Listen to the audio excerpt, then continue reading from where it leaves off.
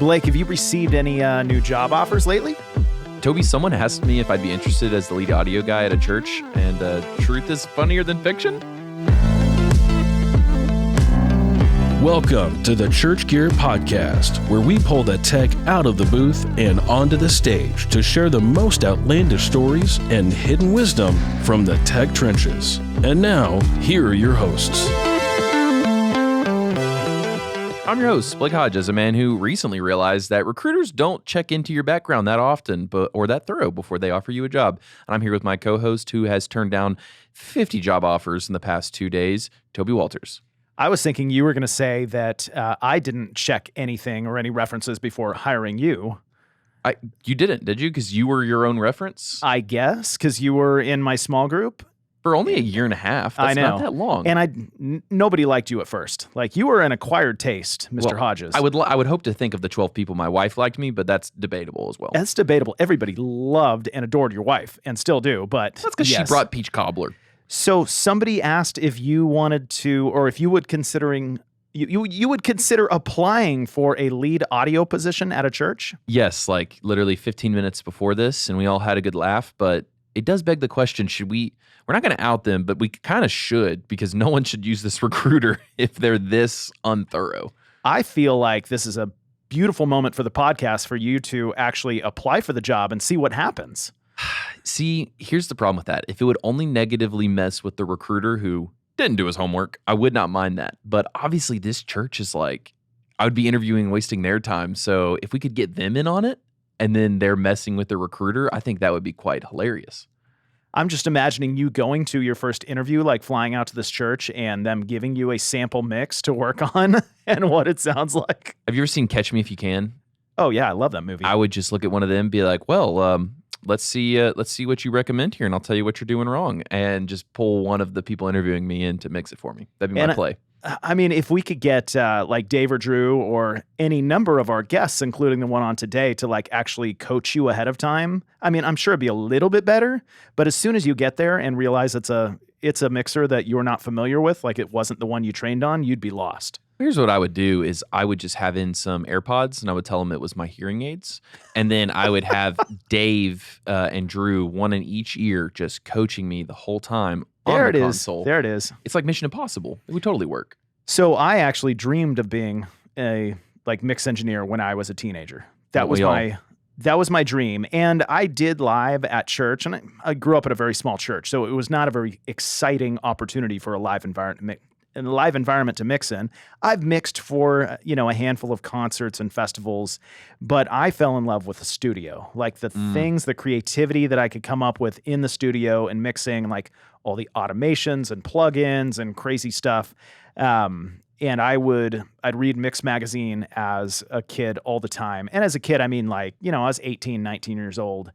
And some of the mainstays in the industry, like Bob Clearmountain and Chris Lord-Alge, none of these guys mean anything to you, Blake, even though you're the one who is being requested to interview for lead audio positions. What can I say? Talent is undeniable. And so, I don't even know what to say to that, but my dreams sort of fizzled out, I would say, but that's a bad way to put it. It's like God had different plans for my life, which are awesome. And as I now, when I go to live events or I listen to records, I kind of shake my head knowing I could have never actually accomplished the artistry that they're pulling off in some of these things. It's phenomenal. And do you listen to other, podcasts and think, gosh, I wish I could be as funny as that person? No, because I actually am just, every time I watch stand-up, this is a real problem for me. I think, what am I doing? I could do this. I should write this down, like the things I think about, and I could make millions of dollars. And then I could buy church gear. It'd be perfect. I'm just imagining you on stage delivering stand-up, and I'm wondering, can you get the timing right? It's all about the delivery, or is it kind of this funny thing where the audience is in on it now, and they realize that you're the joke, much like the Church Gear podcast, but you don't know it?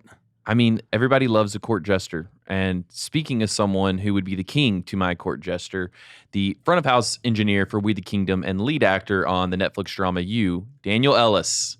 Daniell, welcome to the show. Hello, everyone. And Daniel, just to clarify, have you ever seen the show You on Netflix? Nope, never heard of it. Didn't know it existed. But you showed me a picture of this guy that looks like me, and I kind of see it. I was going to say, it's a shame you haven't seen it, because then you'd know the great compliment you were just paid to be looking like Penn Badgley, who my wife openly says in front of me how hot he is when we watch the show. Do y'all's wives ever do that to you when you're watching something? I mean, look at Daniel and I, and then answer that question for yourself, Blake. I mean, I could say that for Daniel. She usually just says, you look better than that guy. Oh my gosh. No, actually, that's a complete lie. You had us, though. Well, and speaking of lies, let's do our 5 Truths and a Lie segment to introduce Daniel and see if he can fool us. Toby, I've been on a hot streak recently. I've been keeping track of them. I've gotten a lot of points. Seriously? Yes. Man, you really have to keep track of your wins because they're so few and far between. Hold on. I think he's cheating, though. That's the thing. Toby doesn't keep track. I do. So I think he's cheating because he had me send these to him yesterday. So he's had time to look at it and think about it. Oh, I've had my AI chatbot analyze all of them and analyze Daniel's vast social profiles that he posts about every hour. So, and is this the same ChatGPT that writes all your content? Oh yeah, totally. ChatGPT will help me with my job for a while until it replaces me. So I do appreciate it. I look forward to that day. I hear ChatGPT is a little cheaper than you and a little less mouthy. I don't know. You should look at those software packages. My $12K a year is not that much anymore now. All right, number 1, got kicked out of audience for MTV TRL. What's TRL stand for, Blake? Tragically reductive language. What is TRL? Is that the real world? No, but that maybe there's a show called that also. I think it's the Total Request Live. Oh, it was like the Carson. Top, yeah, Daily? Carson Daily, top 10 music videos back in the day. Blake, this was when you were like 3 years old. Well, what a good time that was to be alive. Goldfish and I'm not gonna say the rest of that. Didn't they film it in New York and you'd have a live audience? And I believe so. Okay, he can't necessarily say whether or not because we don't know yet. Number 2. Snuck into Universal theme park after hours with David Crowder. I believe that 100%. I could see him and Crowder like in cahoots sneaking into a theme park. Speaking of Crowder, number 3, put raw shrimp and cheese in someone's suitcase as a prank. Was it Crowder's suitcase? Is that what you're suggesting? I think whenever I hear Crowder, I always think of clam chowder, and shrimp is kind of like clams. So that's where that all came from. Okay. Didn't when we had Q on the podcast, you said Crowder clam chowder or something like that? Yep. And did you trademark that? I did. I've been selling them. That's what I actually do when I'm working remote for Church Gears, selling that chowder. Perfect. Number 4, started in production as a lighting guy at my church. See, that's what Corey Edwards did. So are we just believing that he started that trend before Corey? Yes. That's what we all do. Yep. That's what everyone does. So is Corey Apple. He doesn't do the new thing. He just does the established thing better. Is that what I'm hearing? Now you're saying that Corey's better than Daniel, so we're going to have a fight on our hands. I'd rather be first than better. I mean, Corey lives like 10 minutes from really here, so. Good at everything. I may have started as a lighting guy. We'll find out. We'll find out. He's not giving us anything in his face. But it doesn't mean that I know anything about lights. Corey could have done lights 100 years ago and still knows how to do it. I don't understand that. And it's shocking that Corey's been alive for 100 years, looks as good as he does. I think it's all that raw chicken liver that he eats. Just raw liver. Oh, gosh. Oh, so we don't know whose liver it is. Be careful on them streets. Number 5, once kicked Chris Tomlin out of front of house at a show. So I could see like Chris coming back and just trying to mess with his mix and Daniel being like, look, get out of here. Who are you even? I was going to say it feels like he jokingly did it. I hope this was an actual altercation. 6, and finally. And I've met Chris a few times, so I can't imagine him getting into an altercation like this because he's met Chris Tomlin? Yeah, a handful of times. Like just the nicest guy. He's a pretty nice guy. Like, it was either Chris or Phil Wickham that I peed next to at the factory at the urinals. I don't remember which one though. They look wildly different. So they're both pretty short. Well, you sure it wasn't Stephen Curtis Chapman or Michael W. Smith? Oh gosh, yeah, it could have been Chapman. Now, Tomlin is older than Phil Wickham, but both of them are very good-looking guys. Oh gosh, I should have like committed this to memory. 6th and finally, toured with the Goo Goo Dolls. I don't know how dolls are playing music, but maybe they were eating Goo Goo clusters. Blake, do you know who the Goo Goo Dolls are? Do not know who the Goo Goo Dolls are. I don't go Goo Goo for the dolls dolls right now.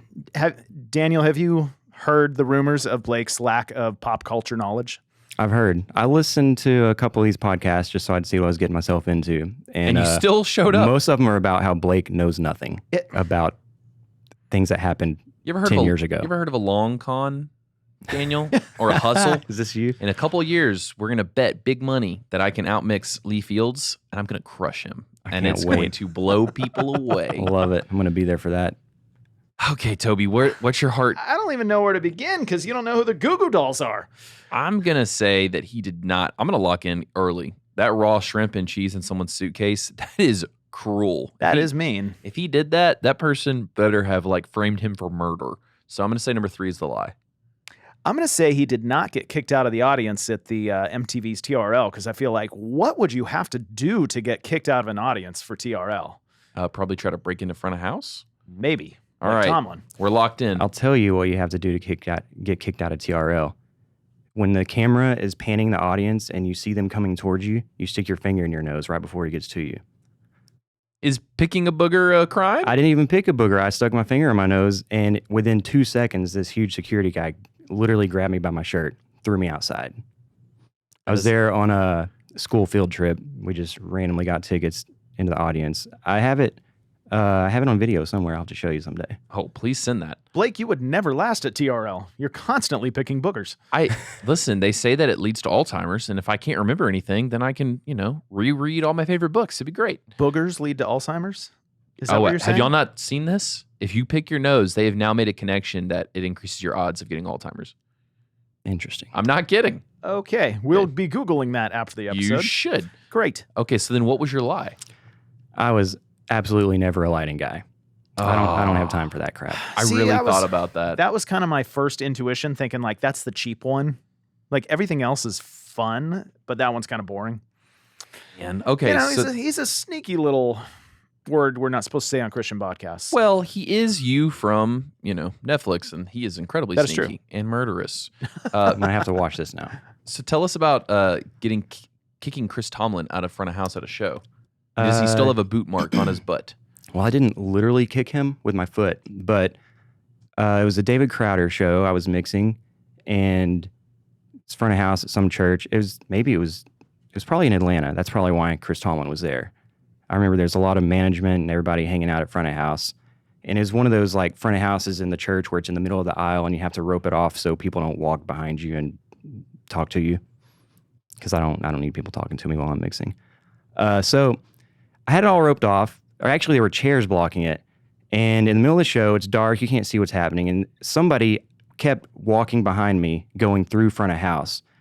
And it was just annoying me because it's obviously blocked off. You're not supposed to go through here. But this guy, I saw him do it 5 times. Finally, middle of the show, I'm mixing. I'm I can't handle it anymore. So I just I see him coming out of the corner of my eye. And I just step back and I'm just you can't come in here. You need to go around. And I didn't know who it was until after I said that.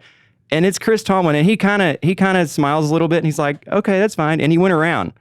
We didn't know each other. I'd never met him before. He didn't know me. So, and he was just all right, this guy doesn't want me here. I'll just go around. He was cool about it. And then 5 minutes later, I saw him on the other side. I'm I should go say something. So I went over and I was like, hey, sorry, I didn't know that was you. But so he was nice enough to not be a jerk about it, but even to say oh, okay, no problem. Yeah, I'll go around. If it was me, I would have been hey, I have an all access pass. I'm going through here. But he was just okay, I'll go around. Because he's a really nice guy. Yeah. This is what Daniel's been paid to say. Chris actually said, you know what I'll do? Walked up, turned the dial on the board. Anything I want. I'm Chris Tomlin. So that's probably what I would have done. Yeah.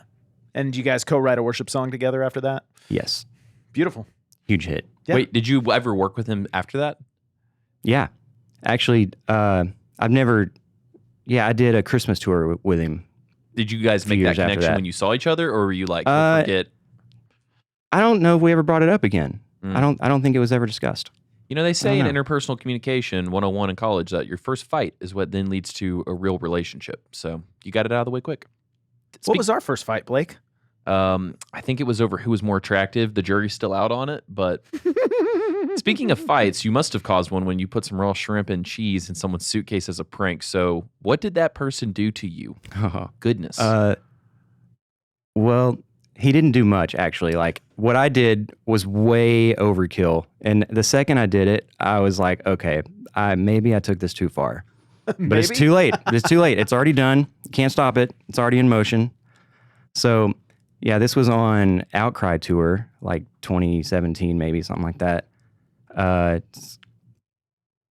During a changeover, I'm up on stage in front of like a few thousand people, like just moving gear around, plugging stuff in. And I don't realize until 10 minutes later, after I walk off the stage, that there is a kick me sign on my back. Had you been kicked? Nope. You kicked out of front house that time? Nope. Tomlin was coming for revenge. No one kicked me. It was pretty small.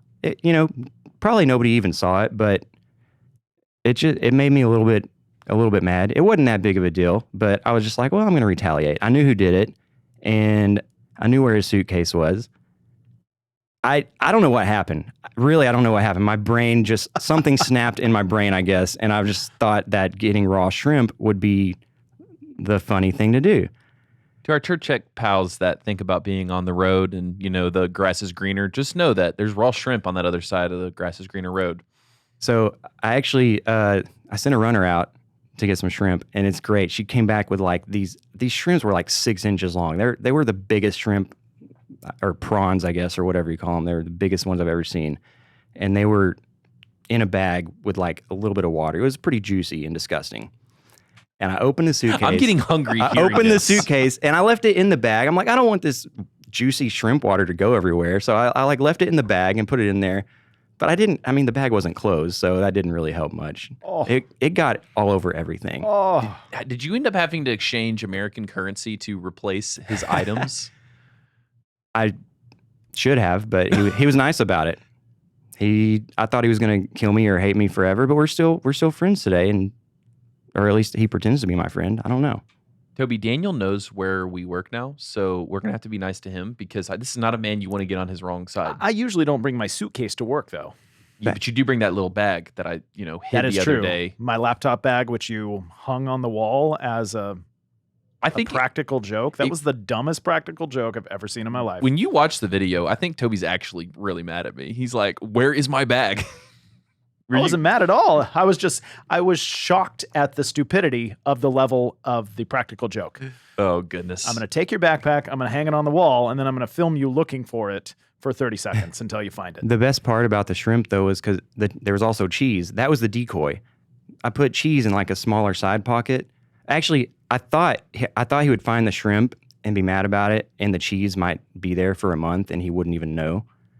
But that's brutal. But what happened was he found the cheese like 5 minutes later, and he's like, "Ha ha, you got me. I found it. You're funny." And he didn't find the shrimp until the next day. Oh, this is horrifying. It's disgusting. Were you in cahoots with Crowder on this one too? No, this was all me. I like pranking people. I do it often, but that was the worst one. And like I said, I immediately knew it was too far, but it's a good story, right? It was a moment for this podcast. You were in cahoots with Crowder another time, though. Tell us about sneaking into Universal theme parks after hours, and what did you do, and how much booze was involved? Well, this was we were at Hard Rock Live in Orlando, where the bus is parked behind the Hard Rock is like right next door to Universal Islands of Adventure. Actually, I don't remember which one it is. One of the Universal parks. So the bus is parked in this parking lot. There's a 10-foot chain link fence, and on the other side of the fence is Universal. And this chain link fence has like a foot gap at the bottom. So, it was after the show. About probably 1 or 2 in the morning. We're all hanging out, having a good time, and just decided to... Actually, David Crowder, it was his idea. That's what makes it so great. I don't know if I should be saying this to people in the world. Whatever. It's fine. It's not like you vandalized it. No. Nobody can get in trouble for this. It's a statute of limitations. And also, this is a comedy podcast, so you can just claim it was a joke. Just like the news. It is a joke. This didn't really happen. But David Crowder just decided, like, hey, let's go over here and see what's going on. So he takes off running, and there's like 5 or 6 of us crew guys, and maybe some band guys. I don't even remember who all it was, but we're like, hey, okay. So we just started following. We're like, okay, if he's doing it, if the boss guy is doing it, let's just follow him and see what happens. So we crawl under this fence and we end up on like It's a Small World or something like that. Just That's creepy. little Yep. teacup ride. I don't know. I don't even remember. This is so long ago. I don't remember exactly what happened, but we walk in there and there's like a janitor person cleaning up, and she looks over and looks really mad. So we took off running, and I mean, we were in there for 3 minutes probably. Didn't do much, but on the way out, there's a golf cart making the rounds, doing security. You jacked the golf cart, didn't And you? we had to actually lay on the ground and hide for a minute while they drove by. We literally just got on the ground. There's a little bit of a hill we kind of ducked behind. Golf cart drives by, and it kind of looked like they were looking for someone. Like maybe they knew, That y'all like were somebody there. told us, somebody called security or whatever. But they drove by. We went out, and that was it. I feel like this tracks with just America's perception of Tomlin versus Crowder. You know, Tomlin is the gentle spirit that says, I'm going to stay out of front of house to respect this guy. And Crowder's like, let's break into Disney World. Or There's a hole in that fence. That's Better right. dive underneath it. The motif here is find a boss that does the dumb stuff you want to do, so then you can just do it with them and not get in trouble. yeah, have we That's broken right. into anything yet? Oh, we almost broke into that train depot like little office when in we were Chicago. stranded. Yeah. Okay, so finally onto the Goo Goo Dolls, Blake. I don't even know what to do with you anymore. This was my favorite band on the planet, like in my college years. So you were I goo love goo them. for them dolls, huh? Yes, I was. Were they So- were they beautiful people? Is that what I'm gonna guess? Well, the lead singer is a beautiful person. He is a very good-looking guy. Were you? What were you doing with the Goo Goo Dolls? Working for the opening band. Okay. So yeah, that's kind of cheating, I guess. We did some shows with the Goo Goo Dolls. I wasn't working for them, which would have been way cooler. But I was working with a band called Copeland, and we did like just a random week of shows with the Goo Goo Dolls, which was incredible because I'm a huge fan of all 90s music. Do Grew you- up on it. Do you remember in that concert seeing the man with his shirt off and I Love Goo Goo Dolls painted on his chest? Because that was Toby. Oh. You You know what? Yeah, I remember that. Truth is House of stranger Blues, than right? fiction, Blake. Exactly. So getting into some weird truth, tell us how you got into mixing. What was like the first opportunity you had to mix for? How'd you get into this world? How did you what fence did you see that you had to shoot underneath? Well, I started out I've always loved music, just grew up listening to music, playing music. I was in a couple of horrible high school bands that nobody has ever heard of, but we had a lot of fun, and our entire school of 300 people loved us. Played music for a while, but I hated being on stage. Like, I've just never been the kind of person that wants attention. Like, I don't want people looking at me. Like, there's a camera over here looking at me right now. It's really driving me crazy. I don't Millions like it. of people are listening to you right now, Daniel. The only reason I'm talking into this microphone is because I can't hear it coming back into my ears right now. So, anyways, and so being into music, like, my parents actually were into music a little bit. Like, they opened up this little coffee house thing in our town just because me and my brothers were into music. It was kind of a connection we could have with my parents. So that we opened up a little coffee house, kind of had Christian bands coming in every weekend, which turned into this really cool thing. It was a really small room, but we had like a lot of big like tooth and nail bands, and you don't know what that is, but I do. Assuming they come in with a tooth and a nail, and that's their music. Swing and a miss. Oh, Blake, yeah. but that's okay. a Swinging lot Miss of was really my good band name. So a lot of really good bands. So that's where I realized there's like a soundboard in the back that you're still like doing music, but you're in the back of the room where nobody's looking at you. So I started messing around there and kind of just went from there. I realized like I can be in music for the rest of my life and nobody will look at me unless I screw up. Then they're all looking at me. About to say that you traded stakes because they all look with Yeah. piercing glances. Yeah, at but that you point. usually have a table you can hide under or something. What was it Josh said? He just lowers his chair. Yeah. And Josh is like 6'5", so he's got to lower that chair pretty far. Yeah, he actually goes down a level into the floor. Who was like the, kind of for you, the big moment, the first big artist that you got to be a part of? For me, it's kind of a long story, but long story short, like there's a band you may have heard of called Isley. Mm-hmm. Sure. I grew up right down the road from them and their family. So like we were friends, we hung out all the time. So that was the first band I actually got to work with just because we knew each other and we're friends. So I got to go on a tour with them, which was actually like a big national tour, House of Blues and stuff like that, opening up for Brand New. like back in their heyday when they were huge. So that was a lot of fun. I had no idea what I was doing, but I knew enough to get by, I guess. I was doing monitors on that. And then the next thing I did, I convinced the manager of the band Copeland that I could tour manage, which I really had no idea what that meant. I mean, Isley's tour manager, I thought, like, did a terrible job. All he did was get us to the venue on time and get us hotel rooms, but he wasn't even good at that. So I thought I can do better than that. So I convinced the manager that I could do it. And somehow that worked. And I was with Copeland for a while, tour managing and mixing. Tour managing and mixing? Dang, dual threat then. Yeah. Well, it was a lot easier back then. We're just driving around in a 15-passenger van. It's not like the kind of stuff we're doing today, or at least it was like small club tours. Now I'm doing bigger stuff with arenas and whatever. There's a lot of gear and a lot more production to think about, but it was pretty easy. Back then, it was mostly getting there on time and getting a hotel room. Mm. So if you, starting with Isley, like obviously kind of right place, right time. Those were your buddies. You grew up in the same place. And self-admittedly, you didn't really know what you were doing, but you love music. And then fast forward, and now you're mixing for We the Kingdom and arenas. What are some of the things you would attribute success to along the way? Is it just building relationships, or was it you're actually really good at mixing? I think it's a lot. It's a lot to do with relationships. Every job I've ever had, I got because I knew someone. I've never shown anybody a resume ever. It's all because of who I knew and like the reputation you build from. It's not just mixing. I mean, it's like you have to be likable. You have to be nice to people. You have to not put shrimp in there. Right. If I would have done that in the beginning of my career, it would have been over immediately. But I guess I waited long enough where I was able to slip that one in there. That's kind of a mile marker in your career, is at what point can you shrimpify somebody? Yeah, you gotta. Let's see. That was at least 10 years in. You can't just do that right away. I would never hire you. The 10-year shrimp rule is what we just decided that is called. So Blake, I still have 7 years until you're putting shrimp in my. Toby, you forget I've been doing marketing since 2012. So. Not for me. Yes. Well, hang on. 2016. Oh, dude, you got 3 years left, bro. Man. Put some shrimp and cheese. Get some new suitcases.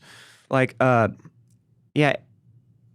I think in the beginning, I knew enough, like, because I liked music. I knew music. I could kind of mix good enough, and I think part of it for me is like I'm just obsessed with it. I love audio, and I just want to be really good at it. So I practice when I'm at home. Like I'll just mess with stuff. If I'm ever on a console, I spend as much time as I can just trying to get better. So I've been doing it for 20 years now, which seems crazy. I've been doing it for a long time. And so I still don't think I'm anything special. I can get by. And sometimes it sounds really good, but sometimes it's still horrible. I mean, you just got to make it sound good when the right people are watching. Then everybody thinks you're good. And did you have any formal training, or you just cut your teeth in the real world, learned it that way? Yeah, I did. I went to Full Sail. Okay. They have a 1 year, or back then they had a 1 year degree, just like show production. So I learned a lot of technical stuff there. It's funny, like never really mixed much at all, but you learn all the technical stuff. So then, yeah, the first job I got out of school was with Copeland. The first show I ever mixed was in LA on this huge console in front of all of management and everybody, opening for Switchfoot. And like, I had no idea what I was doing. And I thought like, all the management's here, the whole world's here. They're going to hate it. I'm going to go home like tomorrow. But somehow that show worked out. They liked it and they kept me on for like 5 years. So let's say, 17-year-old coming out of high school is stopping by the sound booth and saying, man, how can I, do what you do someday? What's your first recommendation? Are you saying, do something like Full Sail or? No, that's not my first recommendation. You just dropped a pound of shrimp on Full Sail. I love Full Sail. I don't think it's for everyone. I am grateful for my experience there. I learned a lot. don't regret going there. But I don't think it's necessary for everyone. And so I think mostly it's about getting out there, getting experience. Like I would tell people, and I tell people this all the time because people ask me this question. I just say, go wherever you're at, go find a local production company. There's going to be one. You may, if you're in the middle of nowhere, maybe you'll have to drive an hour or whatever, but find some local production company and just get in with them. If they're not hiring, go just ask if you can help out at a couple shows. Go work for free once or twice. And then if they see that you want to work and that you're willing to learn, like they'll probably hire you next time. See, Daniel, I'm still doing the work for free model here at Church Gear, waiting to finally get paid. But I'm just waiting to see some good work come out of you, Blake. Oh, brother. Now, for Blake to prepare for his interview audition with this church that wants to hire him for production lead or audio lead. Oh, forget the interview. I'm going to smoke it. I'm talking about my long con now to outmix Lee Fields in an open arena in front of his friends. I'm trying to imagine the band that's playing at an arena level that would trust you to mix for them so that you can prove that you're better than Lee Fields. This is going to be so bad. Daniel, would you be willing to step aside at a We the Kingdom show so that Blake can prove this long con against Lee Fields? Oh, yeah, absolutely. I mean, let's do it. Daniel had 10 years in and he put shrimp in someone's suitcase. At 20 years in, you put Blake on the console. I'm worse than 20 years of shrimp. Yeah, you definitely stink more. Oh, but as equally delicious. Okay, so speaking of some tasty things, people love their plugins versus hardware debates. So let's talk about your mixing philosophy. Yeah, speaking of Lee Fields and Corey Edwards, who have built up a lot of hardware recently. Oh, have they? Oh, yeah. Yes. They have a lot of really cool toys that I wish I had. But I've always been like kind of a minimalist. Like I don't like having a million plugins or a million pieces of gear. Like it's just too much for my brain to think about. I want everything to be like right here in front of me. Like give me some faders, like give me a channel strip, like an old analog board where everything is right here. I try to keep it as simple as possible. Now because I have a lot of gear and I have a lot of plugins and I use them and they sound great, but I try not to get carried away. If I feel myself getting carried away, I'll start turning stuff off and just start over. Oh wow, whole reset. Yeah, I'll have one plugin, sounds good. I want to do something else, so I add another plugin, sounds better, and then I want to do something else, so maybe I'll add another plugin. I'm like, no, this is stupid. That's too many. Let me just start over and try it all with one. Who was it? Someone else told us that. Like, just turn all your stuff off, start from scratch. Someone said that to us. I don't remember specifically, but I know when I was a young mix engineer, like it was always, my thought process was always turn things up to make it sound better. Add more high end, add more bass, add more this and that. And it was, so helpful when guys that, had mixed for 10, 20 years started to say like, no, like pull stuff out. And start flat and then figure out like, okay, now what else do I need to lose? And if you listen to some of the greatest mixes on earth, like they're just so simple. And it's so tempting to just, as you said, Daniel, just keep adding more plugins. And you're like, ooh, that's fun. Ooh, that adds a new thing. And then it's like, you're just lost. You're like, what the heck did I do? Yeah. So recently I've actually I'm trying to get away from Waves completely, which I have. I'm not using Waves at all anymore. And I switched to a Yamaha console, and I'm just using onboard stuff, which has been great. Like the stuff on that console sounds really good. I feel like I don't need anything extra. And so it's nice just having it all right there in front of me. And I know I don't have an extra computer that might fail or server or whatever. Like there's no other connections that I'm going to just lose. Like if something goes down, it's the whole console. So I'm not just going to lose this plugin. It's just built in and works. What console are you on? PM5, the Ravage. Oh, Ravage. Okay. Hang on. PM5D. That's different. That's different. the old. I was about to say. The older Yamaha. Whoa. Okay. It's cute seeing your little lack of technology brain, like trying to put connections together. Look, I was trying, but I know. Bringing it back to church. So what's some tips, some tricks, some hacks that you've learned at your scale from all your touring that you'd advise our church techs to bring into their mixes or practice at their church, other than what we just heard, which is get rid of your plugins and turn everything down? Honestly, I'd say my biggest piece of advice is turn stuff off. Stop using just because a digital console has a compressor on every channel doesn't mean turn it on. Doesn't mean use it. Like when I started touring, it was like clubs where you might have 4 compressors and you got to decide where you want to use them. And I would, I put them on like kick, bass, vocal, whatever they told me to put it on, because I didn't know how to use it. I just put it on and turned it on and thought it was working, and which is, I think, what people are doing today. Somebody says, put this on the kick drum, and so you do it, and they're like, put this on this and this and this, and you turn everything on and you don't actually know what it's doing, and it's really ruining the sound when you don't know. Because I recently was helping out another church. I just walked in on their console file, like to fill in for someone who was out of town. Walk up to the console, like literally every single compressor on every single channel was turned on, infinity to 1 ratio, like just crushing everything. High pass and low pass were like squeezing everything down, like everything they could use was being used. And literally I just started turning everything off, and it sounded better. And people came up and were like, what did you do? Like, I undid what was being done here. And I'm not trying to talk bad about anybody that's doing this, because for real, when I started, I did the same thing. You gave me a compressor and I'm just going to put it on something and turn knobs and see what happens. But if you don't really know what those things are doing, like, don't use them. Like, you don't need it. It can make it better if you know how to use it. But until then, leave it turned off and it'll sound better.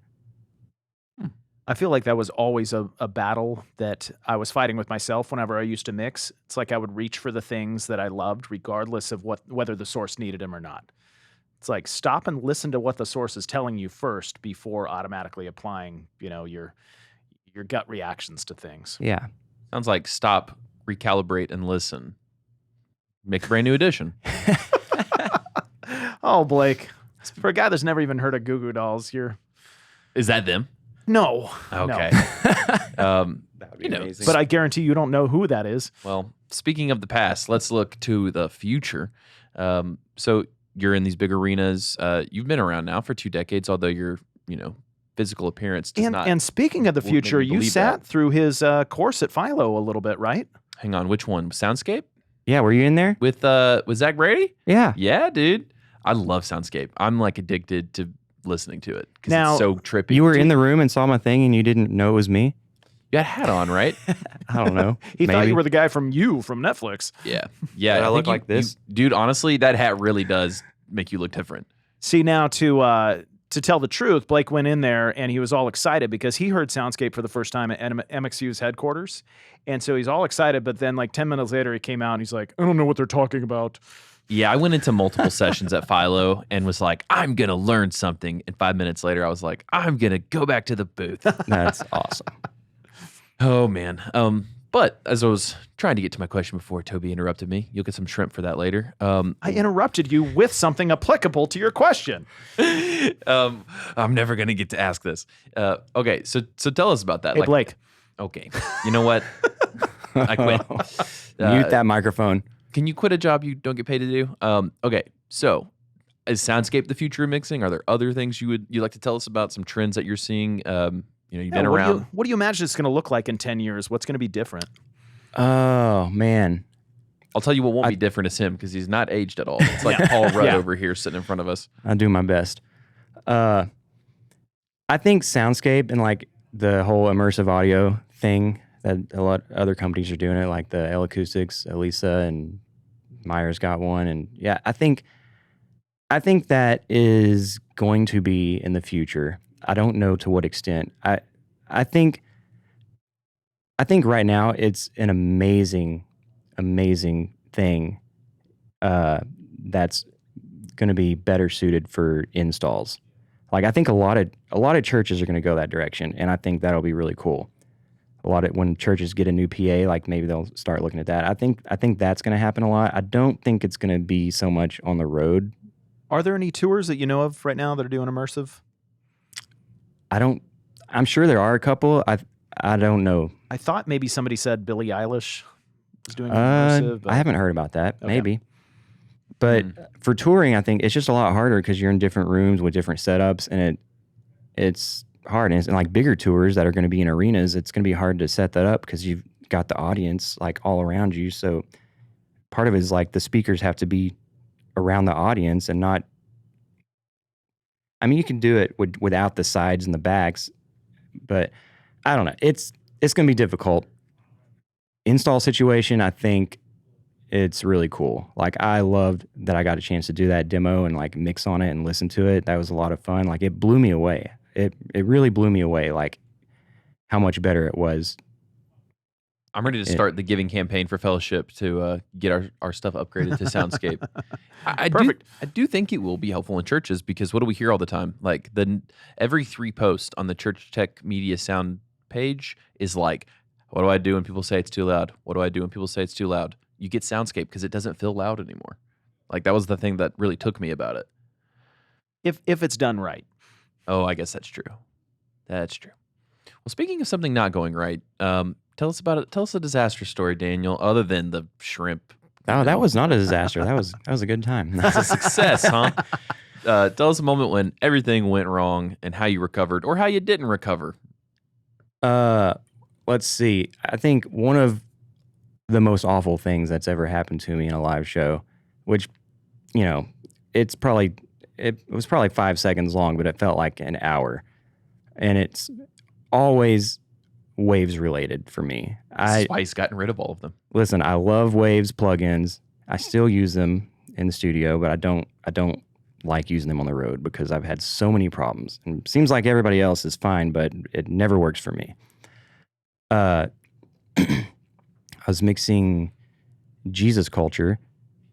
I think we were headlining Outcry tour. It was a pretty big tour. We're playing in a big church, and their intro to the set is like a pad. So there's, not a whole lot of sound happening. It's just like this long droney pad thing. And they start the show, and I'm like, something sounds a little weird. Like I wasn't sure what it was. It was working. It just didn't sound quite right. So I was like, all right, we'll see what happens. They get into the song and kind of start building. There's a guitar. I'm like, okay, something's weird. This is not right. Drums come in, and that's when you really notice, like, okay, something is very, very wrong. And I knew it's something with Waves. So I hit my macro on the digital console that turns Waves off and got 10 times louder. Everything sounded better. And I'm like baffled. I have no idea what's going on because the meters are in Waves. Everything looks like it's working fine. So I start going one thing at a time, and I'm turning plugins on one at a time. I'm like, okay, that one works. Okay, the one on the vocal works. These all work. What's happening? So then I turned it all on, and it didn't work again. So I turned it all off quickly. So finally, I mean, I'm just like cursing out Waves, like your stuff never works. Like this is bull crap. I hate this. I'm never doing this again. And I just like, okay, I'm leaving it turned off. I turned it off, just kind of rebuilt the mix without Waves, and it's fine. We get through. And I'm just sitting here 3 songs in, thinking about it, looking at the console, like, what happened? What is going on? And I finally realized it. It was a Waves problem, but it was because I did it. Oh, no. I have a C6 plugin on my master bus, and during sound check, I'm doing virtual sound check, playing my mix, and I'm listening to specific frequencies. You can solo a frequency in the C6 and move it around and listen to it. And so after sound check, I forgot to unsolo 2K. So the show starts, and the only thing in the PA is 2K. Basically, the whole band, 2K. So that's what happened. Everything was working. It was just soloed, and it was my fault, which makes it even worse, because if gear fails, then that sucks. But at least I didn't do it. This one, I did it, and I had to tell people that it was my fault. The good old 2K. I'm more of a 5G guy myself, but And does everybody have the T Swift song playing in their head? It's me. I'm the problem. It's me. Oh, that'd be a good meme for that. And Blake, this will be an opportunity for you when you go audition at this church. When it sounds as bad as it sounds, say, look, at least Daniell Ellis had everything at 2K. So, oh boy, I just can't believe that this guy like reached out to me. I mean, what did he do a shotgun approach? Did everyone at Church Gear get a message? Like, did our high schoolers in the shipping department get a no? No, I didn't get a message. You're really making me tempted. I think Toby set it up. Now that would be amazing. funny. I do owe you a practical joke, don't I? What? You went to Taylor Swift without me. I owe you a practical joke. That wasn't my son of a fault. I gun. was given free tickets by Daniel. And you did it. Oh, wait, I told my source. No. Okay. Daniel's like, I had tickets to Taylor. I was about to be like, Oh, yeah. wait a minute. We were neighbors. We go way back.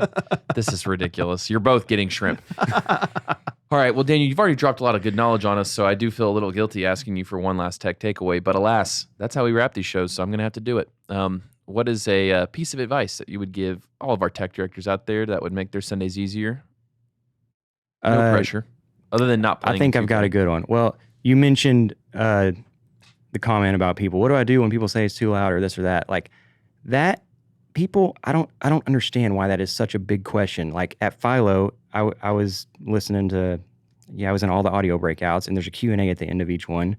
And that question came up every single time. Like, what do I do when I'm running sound and the worship leader disagrees on how loud it is or whatever? Like he says, turn it down, or like do it this way. And I'm like, but I'm the sound guy. I should do it this way. I don't understand why this is so hard to figure out, but just because you're the sound guy doesn't mean you're in charge of everything.